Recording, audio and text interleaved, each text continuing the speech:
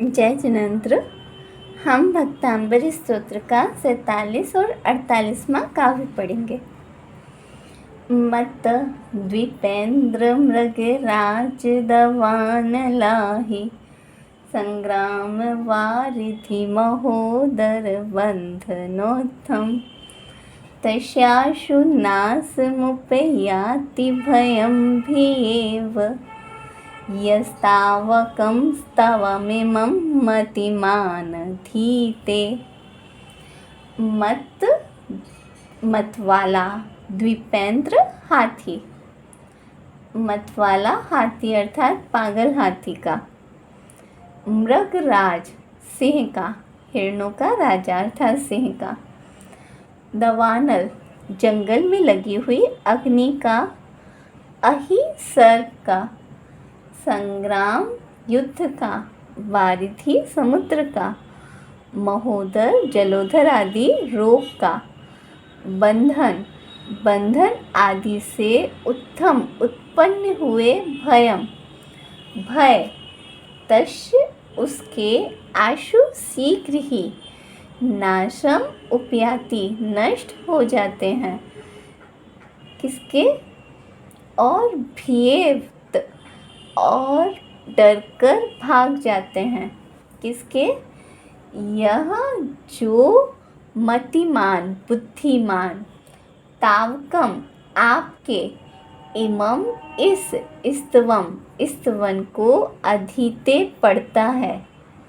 जो आपके इस स्तवन को बुद्धिमान पढ़ता है, मतलब जो बुद्धिमान आपके इस स्तवन को पढ़ता है, उसके सभी प्रकार के भय नष्ट हो जाते हैं और ये डर करके भाग जाते हैं।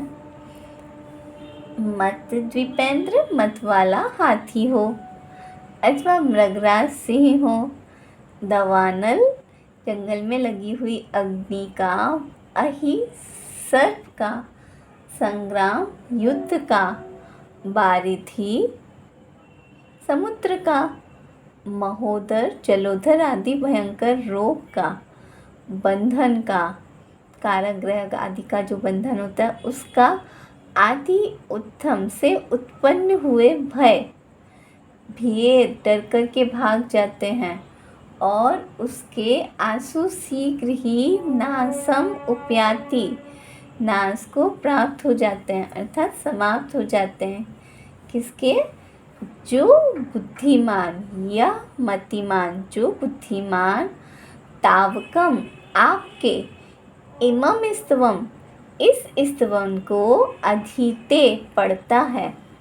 जो बुद्धिमान आपके इस स्तवन को पढ़ता है वह भय से रहित हो जाता है। यहाँ 8 प्रकार के भय और उनसे रहित होने का कारण बताया है कि प्रभु आपका स्तवन करने से इन 8 प्रकार के भय क्या, सभी प्रकार के भय से जीव रहित हो जाता है, निर्भय हो जाता है, भय रहित हो जाता है। वो सभी नष्ट हो जाते हैं उसके भय और डर करके भाग जाते हैं। कौन कौन से भय? मत द्विपेंद्र मतवाला हाथी हो अथवा मृगराज सिंह हो। दवानल जंगल की अग्नि हो। अहि सर्प का भय हो। संग्राम युद्ध का भय हो अथवा वारिधि समुद्र का या भयंकर रोगों का भी भय। बंधन का आदि सभी से उत्पन्न जो भय हैं वह उसके शीघ्र ही नष्ट हो जाते हैं और डर करके भाग जाते हैं। जो बुद्धिमान आपके इस स्तवन को पढ़ता है, आपका स्तवन करता है, आपको हृदय में धारण करता है, उसके सभी प्रकार के भय नष्ट हो जाते हैं। एक बार मुझ से बोलते हैं। मतवाला हाथी, सिंह, जंगल की अग्नि, सर्प, युद्ध, समुद्र, जलोधर आदि रोग, बंधन आदि से उत्पन्न हुए भय उसके शीघ्र ही नष्ट हो जाते हैं और डर कर भाग जाते हैं। जो बुद्धिमान आप आपके इस स्तवन को पढ़ता है। अब नेक्स्ट पढ़ते हैं।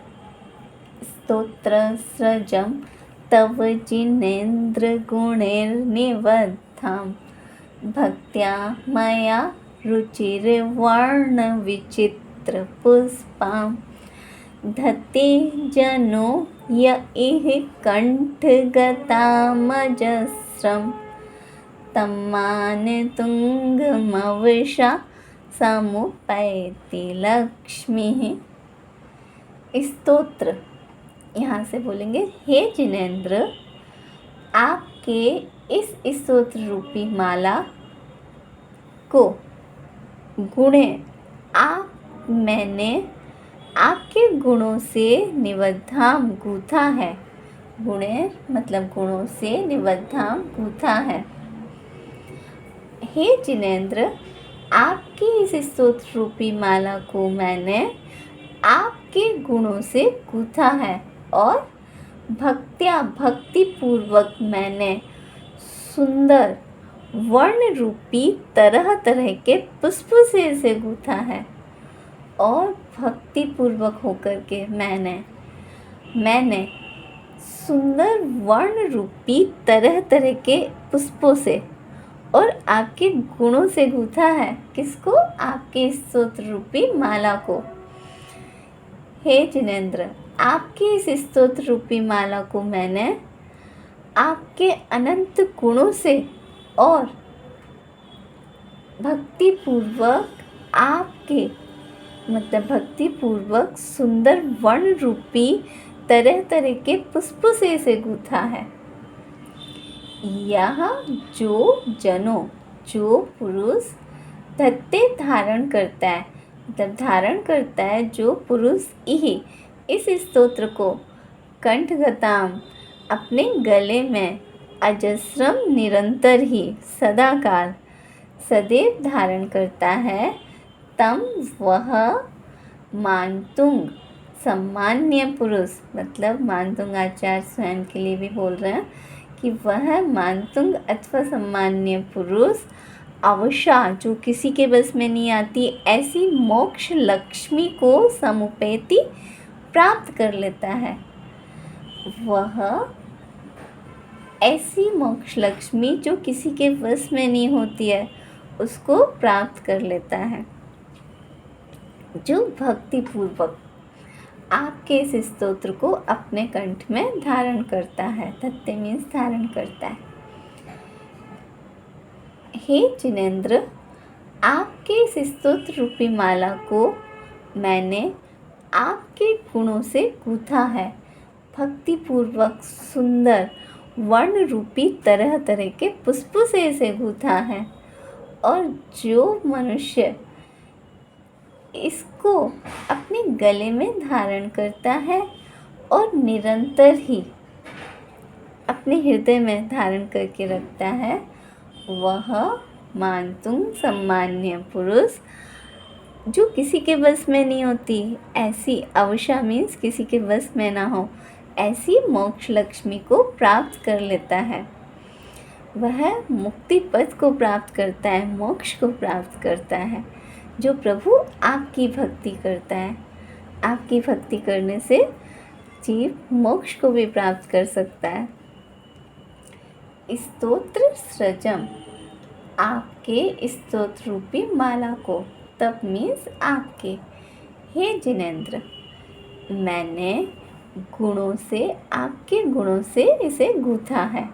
कैसे? भक्ति पूर्वक सुंदर वर्ण रूपी तरह तरह के पुष्पों से गूथा है। और यह इस स्तोत्र को जो मनुष्य अपने कंठ में धारण करता है, इस स्तोत्र को जो मनुष्य अपने कंठ में धारण करता है निरंतर ही, वह मानतुंग, जो किसी के बस में नहीं होती, ऐसी मोक्ष लक्ष्मी को प्राप्त करता है अथवा प्राप्त करेगा। जय जिनेन्द्र। भक्तांबर स्तोत्र का अर्थ करते हुए कुछ गलती हो गई हो या उच्चारण कुछ गलत बोल दिया हो इन सभी गलतियों के लिए हमें क्षमा कर दीजिएगा। हमको कुछ ज्ञान नहीं है, बस जिनवाणी में पढ़कर और पंडित श्री रतनलाल जी वेनाणा जी को सुन करके हमने ये प्रयास किया है। जो भी गलती हो गई हो उसके लिए सॉरी। अज्ञानी समझकर हमें माफ़ कर दीजिएगा और जिनवाणी में पढ़कर उन्हें सुधार भी लें। और बहुत बहुत थैंक यू आप सभी को जो आपने ये जिनेंद्र स्तवन अर्थात ये भक्तांबर स्तोत्र के अर्थ को सुना, उसके लिए थैंक यू और जय जिनेंद्र।